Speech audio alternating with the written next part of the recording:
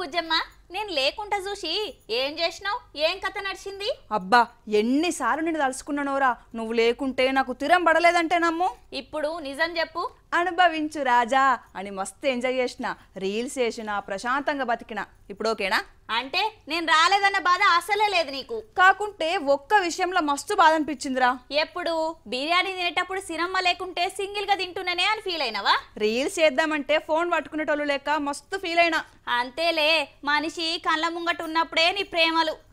లేకపోతే నువ్వు రాలేదని తిండి తిప్పలు బంద్ పెట్టి దిగాలుగా కూర్చొని ట్రాజడీ సాంగ్స్ వింటా అనుకుంటున్నావా నేను అట్లనే ఊహించుకున్నా కానీ అంత సీన్ లేదని తెలుసుకున్నా సరే సరే ఏడు పాప గాని ఆ వార్త చూడు సోడియంలో 11 అనేది ఏంటి number of electron number of proton number of neutron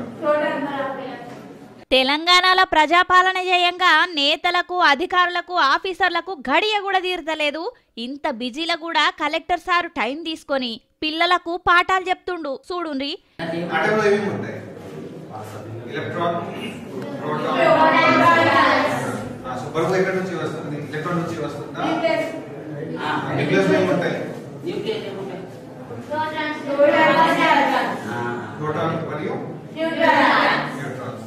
Jayashankar Bhupalpally జిల్లాల మండలాల్లో పర్యటించుకుంటా ఈ స్కూల్ బడులు కూడా ఎట్లెట్ల నడుస్తున్నాయి అని అరుచుకున్నాడు ఇక పనిల పని జరసేపు పంతులు లెక్క మారి పాఠాలు చెప్పిండు పిల్లలకు బుద్ధి మాటలు చెప్పిండు సర్కారు ఇంత మంచి సౌలతులు ఇస్తుంటే ఊకెనే తిన్నామా తెల్లారిందా పండుగలకు సెలవులు వచ్చినాయా అన్నట్టు కాకుండా మంచిగా చదువుకొని నా లెక్క మంచిగా కలెక్టర్లు కావాలని చెప్పిండు పిల్లలను స్వయంగా ఏమన్నా ఇబ్బందులున్నాయా అని కూడా అడిగి తెలుసుకున్నాడు గిట్లా అప్పుడప్పుడు అందరు కలెక్టర్లు హాస్టళ్లు బళ్ళు చెకింగ్ చేస్తే మంచిగానే ఉంటది అని అంటున్నారు జనాలు